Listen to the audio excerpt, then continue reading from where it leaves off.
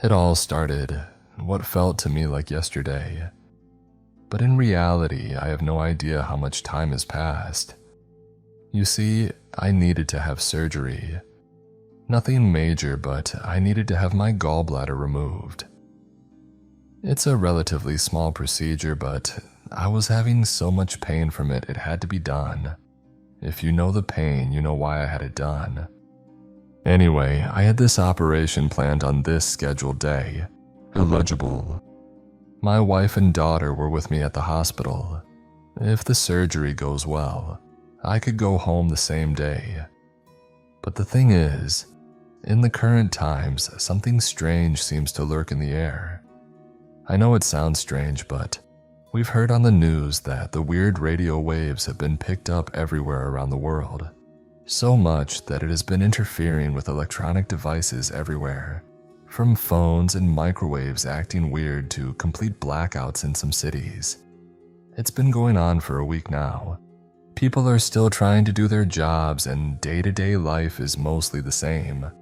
But until the illegible, things are so confusing. I just don't know what's going on. Like I mentioned, things were mostly normal. So I was happy my operation could go on. I really wanted to get rid of my gallbladder after all. The nurse told me that the hospital had backup generators, so if there was a power outage, the hospital could still continue their work.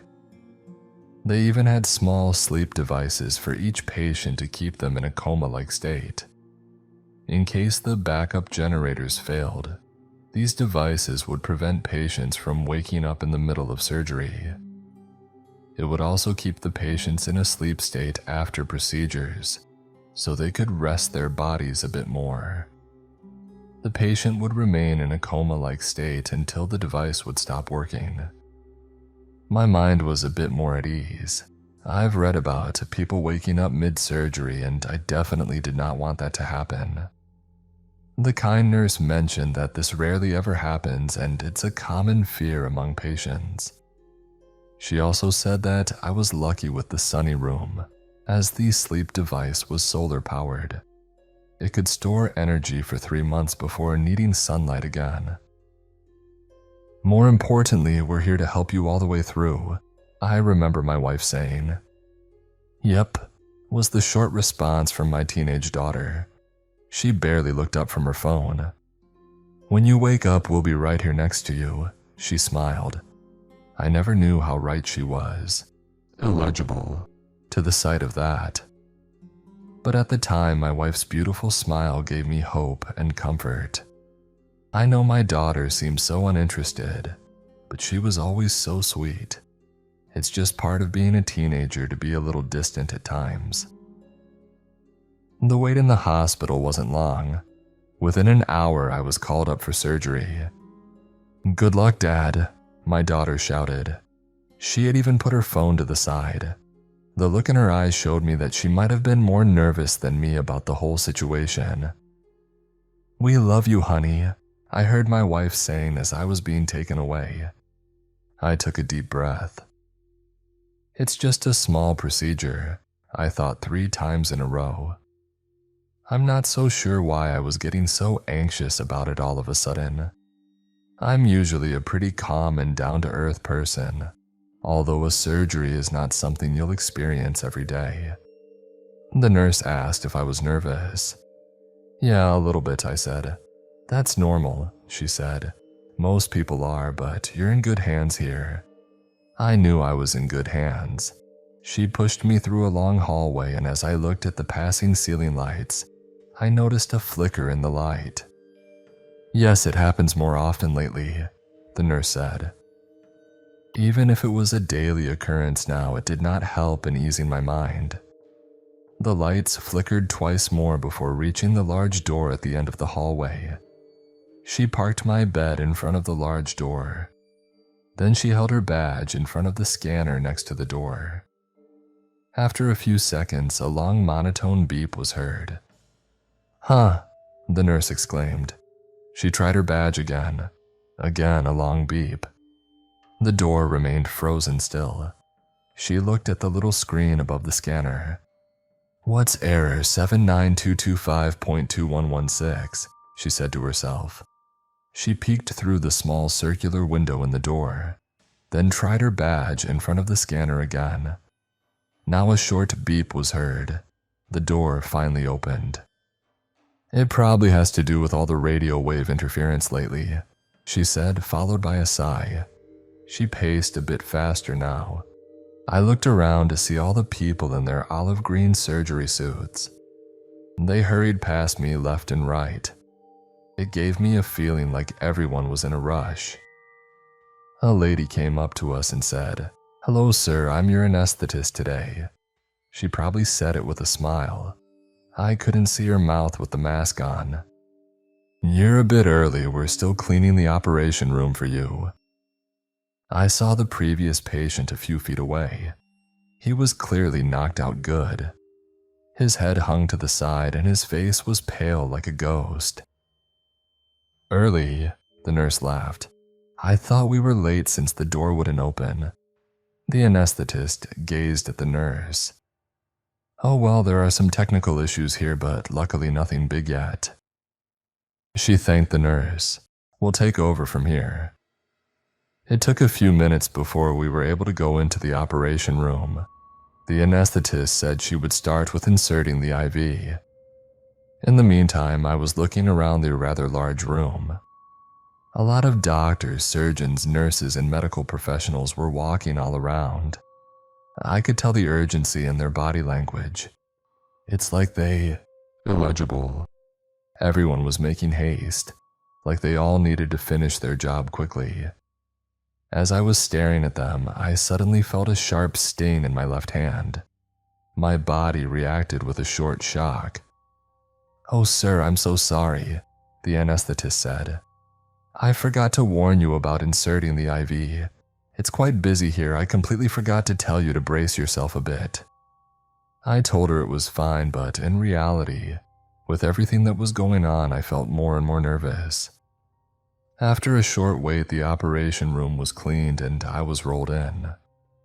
The surgeon asked me in a calm voice, "Hello, sir, would you kindly tell me your name and tell me what we're going to do today?"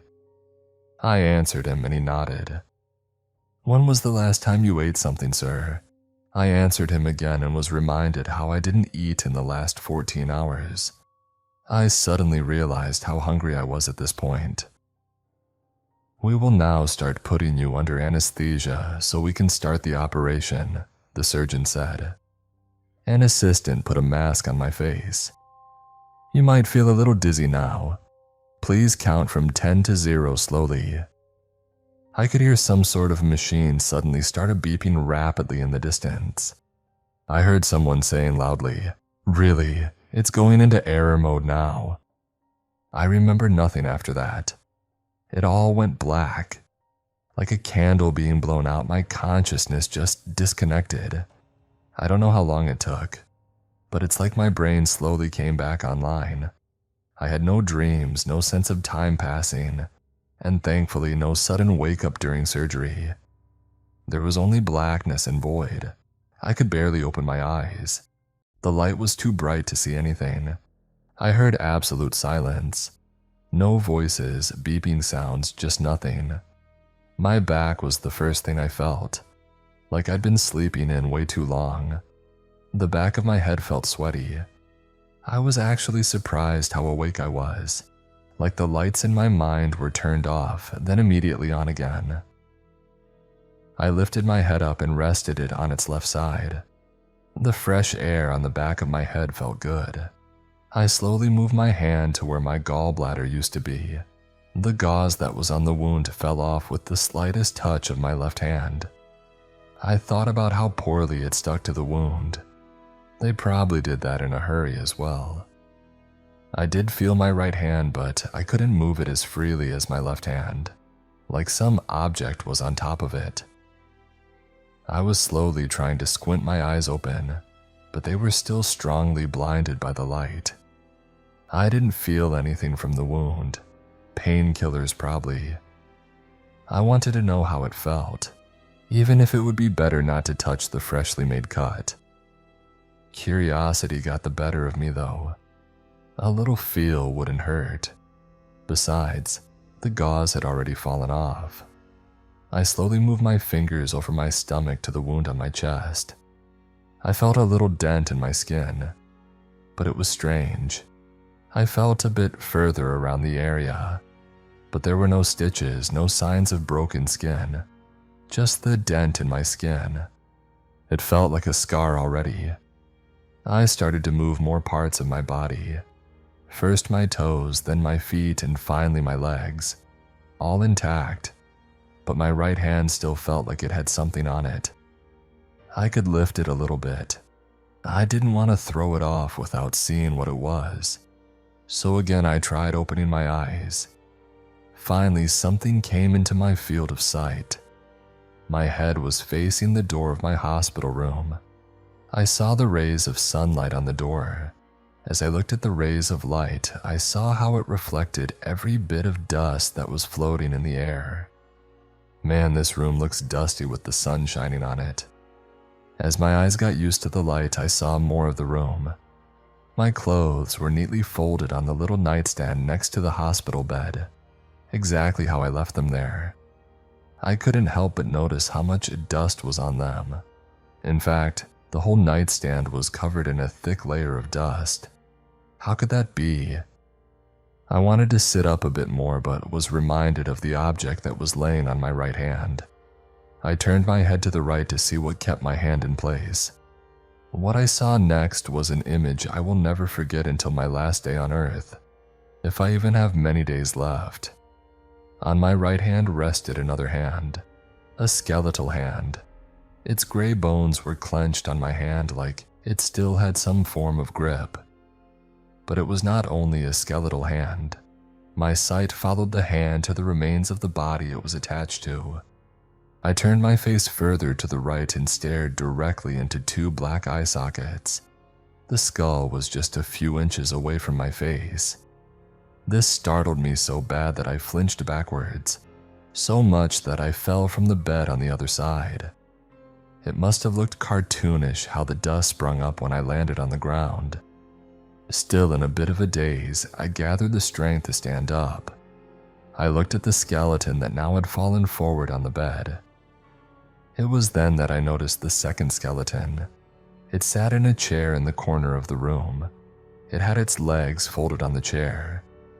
I looked at the whole scene, but only when I saw the phone on the chair. It clicked in my brain.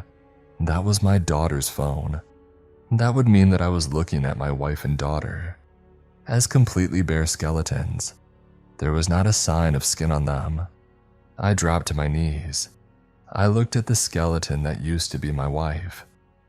I started sobbing as her words echoed in my head.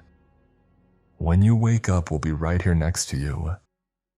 I remained in the room in silence for what must have been an hour, before pulling myself together. "No, this is impossible," I yelled, breaking the silence. There was no logical way for this to be true. It simply couldn't happen. So my next thought was that it was likely a dream. I'm still in surgery, and in my anxious state, I'm giving myself nightmares. That made sense, it's all in my head. But it just feels too real. I pinched myself, and it hurt. I touched my daughter's skull, and it felt dusty and real like everything else. It feels too real to be a dream, but I just couldn't see any other logical conclusion. I picked up my daughter's phone. Dead, of course. My wife had a charger in her bag. I took it out and plugged the phone in. No power, I could have expected that. Great. Now I felt sad and dumb. It did make me rethink things. No power, all the radio interference. Did the whole hospital lose power while I was in surgery? I remembered the rapid beeping sound right before I was put under anesthesia. But how would that cause my family to turn into skeletons? And why didn't I turn into one? As the sunlight brightened for a second, I noticed the sleep device. The little machine that kept me in a coma-like state. Did this thing keep me alive? But how? I was attached to it through my IV. Now that I think of it, How could an IV tied to the sleep device keep a human alive? I had no tubes in my throat when I woke up. All the power was gone, but this thing was said to last for months, even during a power outage. Either way, the device didn't work anymore. I was so confused.